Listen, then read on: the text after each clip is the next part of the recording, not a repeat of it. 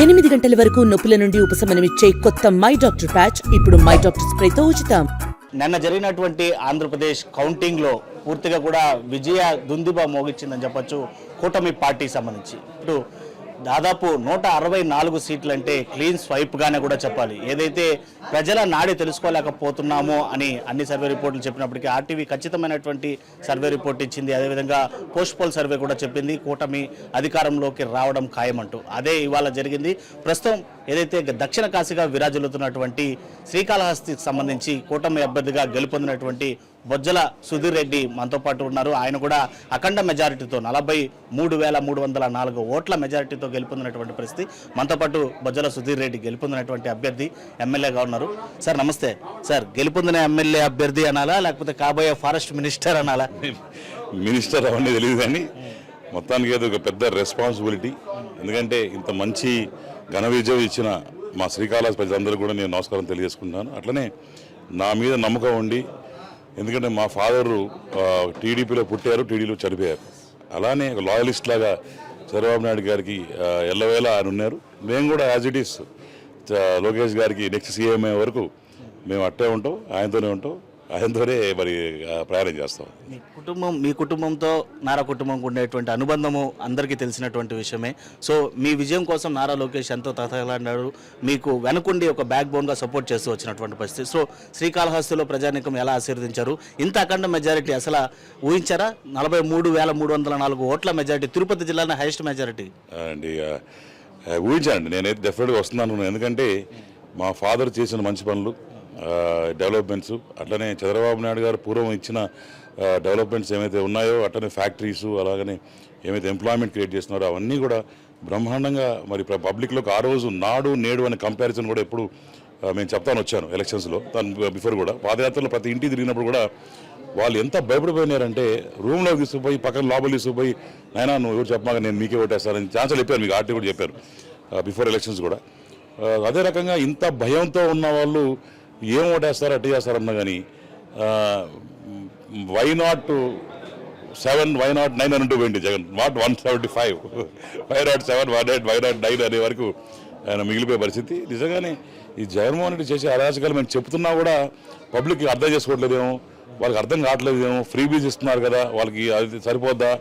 లేకుంటే ఎక్కడ డెవలప్మెంట్ చేయలేదు, మనకు రాష్ట్రం లేదు, క్యాపిటల్ లేదు, రైతులు నష్టపోయారు, ఆడవాళ్ళు నష్టపోయారు, అట్లనే పారిశ్రామికవేత్తలు కూడా ఎక్కడ కూడా రాలేదు. ఇంత అన్యాయం జరుగుతున్న ప్రజలలో మార్పు లేదా అని అప్పుడప్పుడు మాకు అనిపించింది. కానీ వాళ్ళు సైలెంట్గా ఇంత పెద్ద మరణ శిక్ష మరి జగన్మోహన్ రెడ్డి వేస్తారు వడ్డీ మాతో. నిజంగా నేను ప్రతి ఒక్క ఓటర్కి నేనైతే పర్సనల్గా పాదాబంధాలు చేస్తున్నాను. నిజంగానే దే ఆర్ గ్రేట్. ఎంత చక్కగా ఆలోచించి నిజంగానే ఒక మంచి ఎక్స్పీరియన్స్డ్ పాలిటీషియన్ వస్తే బాగుంటుంది. మరి చంద్రబాబు నాయుడు గారు దానికి ప్రాపర్ సూటబుల్. అలానే లోకేష్ గారు కూడా మరి ఒక్క మాటే చెప్పాలన్నా, ఈ 164 ఏవైతే ప్రజలు మాకు ఇచ్చారో దాని వెనకాల కీ రోల్ నాకు తెలిసి నాకున్న పర్సనల్గా ఒపీనియన్ మరి లోకేష్ గారే చెప్పచ్చు. ఎందుకంటే చిత్తూరు జిల్లాలో రాయలసీమను అడుగుపెట్టినప్పటి నుంచి ఎన్ని కష్టాలు ఎదురైనా, పాపం కాళ్ళల్లో పొండ్లు ఉన్నా నాకు తెలుసు ఎంత కష్టాలు, పర్సనల్ దగ్గర తెలుసు కాబట్టి హైదరాబాద్ నడిచాను, ఆయన దగ్గర చూశాను కాబట్టి ఆ కాళ్ళు పిల్లైన బ్యాక్ ఇష్యూ ఆయనకి. అప్పట్లో కొంచెం లావు ఉండేటోడు, మళ్ళీ తగ్గాడు.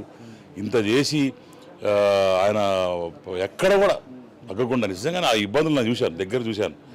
అంత ఉన్నా కూడా లేదు, మన పార్టీని బతికించుకోవాలా, మన పార్టీని చూసుకోవాలా, కార్యకర్తలు ఇబ్బంది పెడుతున్నారు, కార్యకర్తల మధ్యన ఉండాలా, కార్యకర్తలు ఏమైతే ఇబ్బంది పడ్డారో అది ఆ ఇబ్బందులు నేను కూడా పడితేనే నాకు అర్థమవుద్ది అనే ఒక కాన్సెప్ట్తోనే ఆయన పోయిన ఇది నిజంగానే అవర్ణాతీతం. నిజంగానే చాలా it's huge contribution to the party from Lokesh గారు.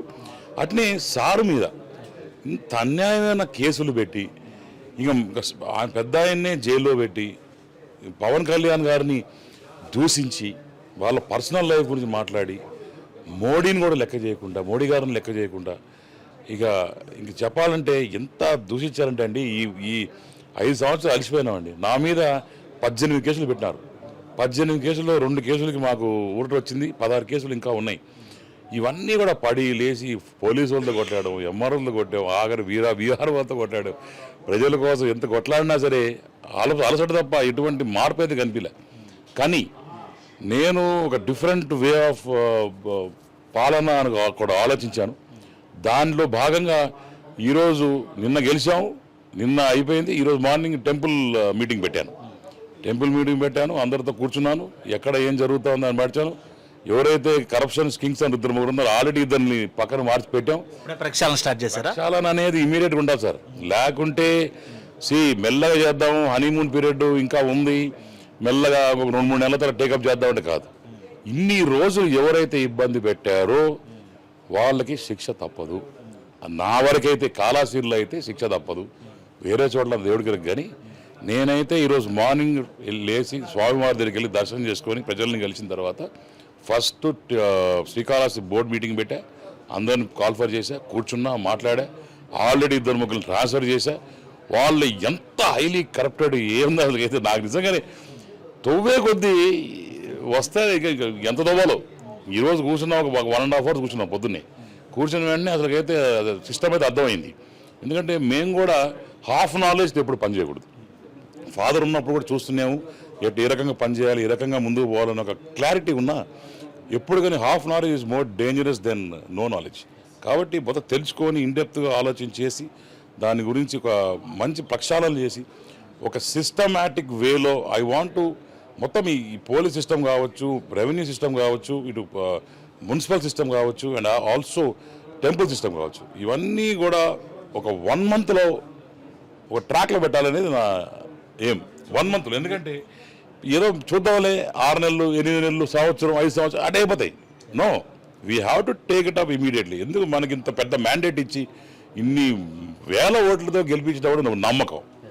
ఈరోజు పొద్దున్న నుంచి చూసాను వేలాది మంది జనాలు వస్తున్నారు. నిజంగా నేనైతే ఆశ్చర్యపోయా, ఏందబ్బా ఇది ఇంతమంది జనాలు వస్తున్నారు. నిజంగానే వాళ్ళు మన మీద నమ్మకం ఒమ్ము చేయకూడదు, కష్టపడి పని చేయాలా. అది కూడా నేను మీ ఆర్టీవీ ద్వారా మా కాళాశ్రీ ప్లేస్లో అందరూ చెప్తా ఉన్నాను. ఇంటింటికి వచ్చాను, తిరిగాను, మీ బాధలన్నీ నాకు గుర్తున్నాయి. తప్పకుండా నాకు ఒక నెల నుంచి 3 నెలలు టైం ఇవ్వండి, మళ్ళా తిరిగి వస్తా మీ దగ్గరికి, మళ్ళా ఇంటింటికి వస్తా. మీ ఇబ్బందులు కూడా తీర్చే బాధ్యత నాది. ఫస్ట్ టైం ఎమ్మెల్యేగా గెలుపొందారు, అధికారం కూడా చేజిక్కించుకున్నారు ఇటు పార్టీ పరంగా, అది హ్యూజ్ మ్యాండేట్తో. సో ఎలా ఉండబోతుంది? ఈ అధికారాన్ని ఎంజాయ్ చేస్తూ ప్రజలకి న్యాయం చేయాల్సినటువంటి పరిస్థితి ఉంటుంది, బాధ్యతలు పెరిగాయి. అందులోనూ ఒక గోపాలకృష్ణ కొడుకుగా కూడా మరీ మీ పరిపాలనని దగ్గరుండి చూడాలని చెప్పి చాలా వరకు కూడా ఉర్లుతూ ఉంటారు ప్రజలు వాళ్ళకి. సో ఇది పెద్ద బాధ్యత, దీన్ని ఎలా హ్యాండిల్ చేయాలనుకుంటున్నారు? ఇప్పుడు మాకు కావచ్చు, లేకుంటే లోకేష్ గారు కావచ్చు, అందరూ ఏంటంటే మా ఫాదర్ కావచ్చు, లోకేష్ గారు, ఫాదర్ బాబు గారు టాల్ లీడర్స్ అండి. మాకు వాళ్ళు కంపారిజన్ చేసే సబ్జెక్ట్ కూడా ఉండదు. కానీ ఎక్కడ కూడా వాళ్ళకి చెడ్డ పేరు తేకుండా ఒక మంచి పాలన ఇస్తూ ఎక్కడో కరప్షన్కి చోట తేకుండా, ఇక్కడ ఏంటంటే కాళాశ్రీలో టెంపుల్, శాండు, ల్యాండు, ఈ 3-4 విషయాల్లో ఫ్యాక్టరీస్, ఈ 3-4 విషయాల్లో హైయెస్ట్ హైట్స్లో కరప్షన్ జరిగింది. దీన్ని ఒక ప్రక్షాళన చేసి శాండు ఫ్రీ శాండ్ చేశారు సారు, దాన్ని ఎట్లా చేయాలో ప్రాపర్గా సెట్ చేయాలి. కాళాశ్రీలో శాండ్ ఎక్కువ ఉంది కాబట్టి. నెక్స్ట్ టెంపుల్లో ఏ రకంగా వాళ్ళు ఉన్నారు, వాళ్ళని ఎట్లా సెట్ చేయాలా. నెక్స్ట్ ఫ్యాక్టరీస్తో కూడా నేను ప్రతి మీటింగ్ చెప్పాను. ఒక మీటింగ్ పెట్టుకొని వాళ్ళందరితో పిలిచి ఏ రకంగా కాళాశ్రీలో ఒక 33% లోకల్ వాళ్ళకి రిజర్వేషన్ ఇవ్వాలి అనే ఒక నాకు ఆతృత. 100% ఇప్పిస్తా. దాన్ని ఎట్లా చేస్తానో మరి చేస్తాను. I'm confident, not word confident, I'm confident that కంపల్సరీగా నేను కాళాశ్రీ ప్రజలకి మాటిచ్చున్నా. తప్పకుండా ఈ 6 నెలల లోపల నేను చేస్తాను. దాని తర్వాత నెక్స్ట్ కూడా మాటిచ్చున్నాను.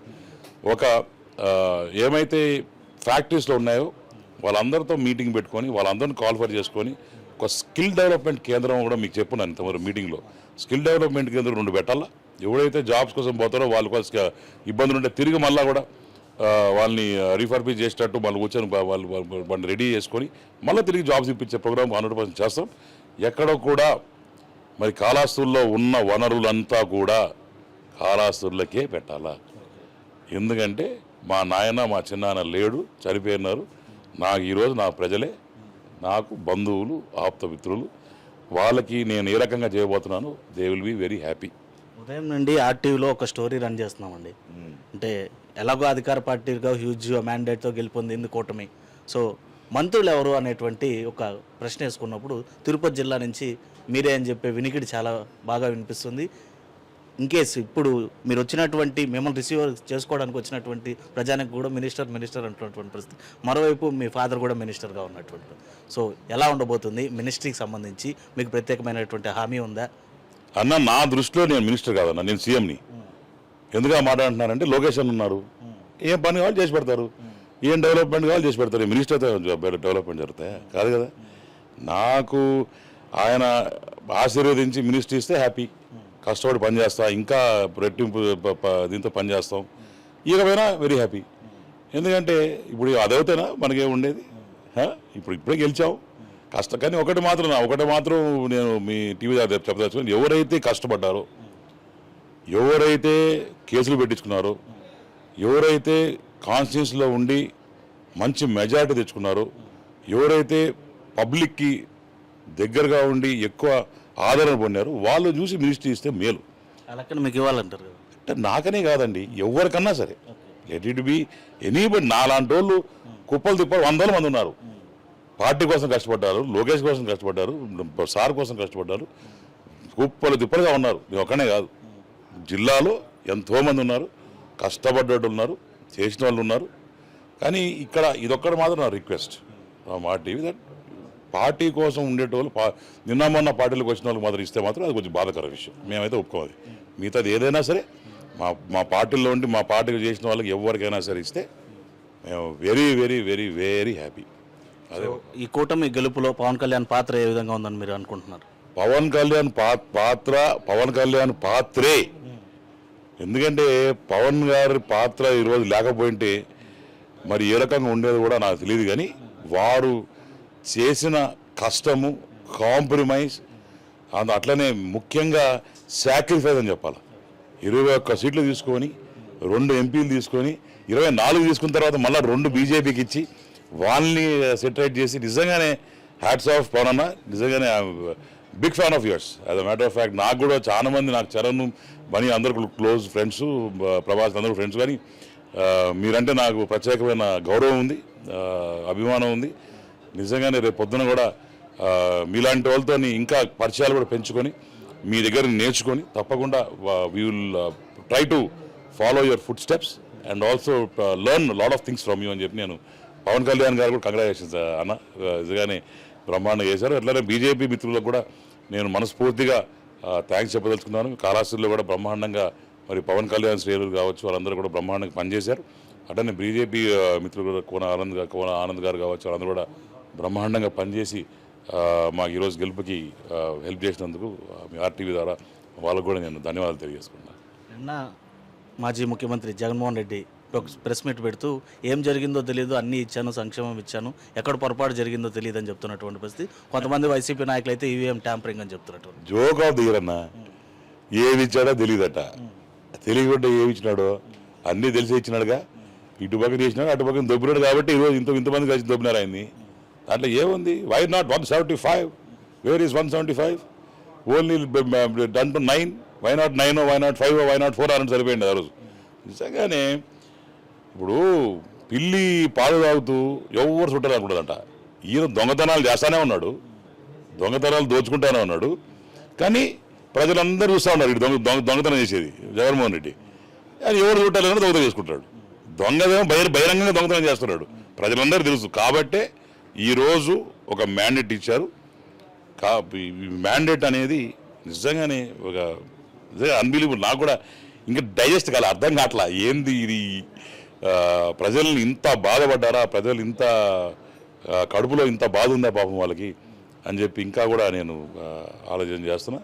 అట్నే ముఖ్యంగా మా ఆడకూతుర్లు అందరూ కూడా నేను నిజంగా నా థ్యాంక్స్ చెప్పాల్సుకున్నా. అట్లనే మా ముస్లిం సోదరులకు కావచ్చు, ఎస్సీ ఎస్టీలు కావచ్చు, అందరికి కూడా ఎవ్రీ క్యాస్ట్ అబార్న అన్ని దగ్గర కూడా ఇబ్బంది పడ్డారు పాపం. ఇక వచ్చే రోజుల్లో ఏమైతే ప్రామిస్ చేసామో అవన్నీ కూడా ఇంప్లిమెంట్ చేస్తూ బ్రహ్మాండంగా డెవలప్మెంటే ఒక కేంద్రంగా మేము ముందుకు పోతామని చెప్పి తెలియజేస్తాం. ఎప్పుడు అండి ప్రమాణ స్వీకారం? 9th అంటున్నారు, మోస్ట్ లైక్లీ 9th. మీరు కూడా అప్లై చేస్తారు? అందరూ కూడా ఉంటుంది కదా అసెంబ్లీలో అదే రోజు ఉండొచ్చేమో. మరి మాకు ఇంకా క్వాలిఫై చేసిన తర్వాత మా పెద్ద ఆయన మరి ప్రమాణ స్వీకారం ఉంటుంది ఆ రోజు, కనుల పండగ. కానీ ఒకటి మాత్రం వైసీపీ నాయకులు బాధగారి విషయం ఏదంటే బస్ టికెట్లు, హోటల్ టికెట్లు అన్ని వేస్ట్ అయినట్టున్నాయి వాళ్ళకి పాపం. అవన్నీ రీఫండ్ కూడా అప్లై చేస్తారు వద్దేమో అని ఇబ్బంది పెట్టిన వాళ్ళు మాత్రం ఎవరిని వదిలిపెట్టే పరిస్థితి అయితే ఉండదు. అదైతే లోకేష్ అన్న క్లారిటీ, మా క్లారిటీ. మీ బాస్ ఒప్పుకుంటాడా? ఒప్పిస్తాం. యంగ్స్టర్సేగా, ఆ పాతకాలం పాలిటిక్స్ అయిపోయినాయిగా. మా నాయన ఏమంటాడంటే వాడు పాపనాడు పోయేటోళ్ళు పోవాలి నాయన, వదిలేసేలే పాపం, వాళ్ళ పాపను వాళ్ళు పోతారంటేవాళ్ళు. కానీ మాకు అసలు మమ్మల్ని ఎంత ఇబ్బంది పెట్టినా పర్లేదు, మేము పడతాం, కొట్టించుకుంటాం. కార్యకర్తలండి పేదవాళ్ళు ఎంత ఇబ్బంది పెట్టినారంటే మరి కోర్టుకు నూటుగాడ అన్నం లాగేసుకొని దారుణంగా చేసి సొంత పొలాలు లాక్కొని రిజిస్ట్రేషన్లు మార్చుకొని రకరకాలుగా అసలుకైతే ఆ ఇబ్బందులు అవర్ణాతీతం అండి. నిజంగానే బాధకర విషయం. డెఫినెట్గా ఒక మంచి ప్రభుత్వం. నేను ప్రతి మీటింగ్లో చెప్పేటోండి, నన్ను గెలిపించండి, 6 నెలల తర్వాత ప్రతిరోజు పండగ అంటే ఎట్టుంటుందని చూపిస్తా అని చెప్పా. అదే రకంగా కష్టపడి పనిచేస్తూ నాకు ఫస్ట్ ఏంటంటే ఒక కింద గ్రాస్ రూట్ లెవెల్లో ఓడైతే గుడిసెల్లో ఉండే వాళ్ళ దగ్గర నుంచి స్టార్ట్ చేస్తా నా ప్రక్షాళన. డెఫినెట్గా వచ్చే రోజుల్లో మరి మోడీ గారు హెల్ప్ ఉంటుంది, మంచి డబ్బులు ఇస్తారు, మరి మంచి మన అమరావతి మనకు ఉంటుంది. రైతులందరూ కూడా ఈరోజు పండుగలు టపాసులు కలుసుకున్నారు. మళ్ళీ దీపావళి పండుగ వచ్చిందని నిజంగానే నేను ఆశ్చర్యపోయినా. వస్తా ఉంటే ఏ ఇంటి ముందు చూడు టపాసులు కలుస్తున్నారు. ఏమైనా దీపావళి పండుగ టైప్లో ఎక్కడ చూడు. నిజంగానే ఆనందం అనేది నిజంగా very very happy by God graces. Right sir, thank you, congratulations and all the best for your ministry.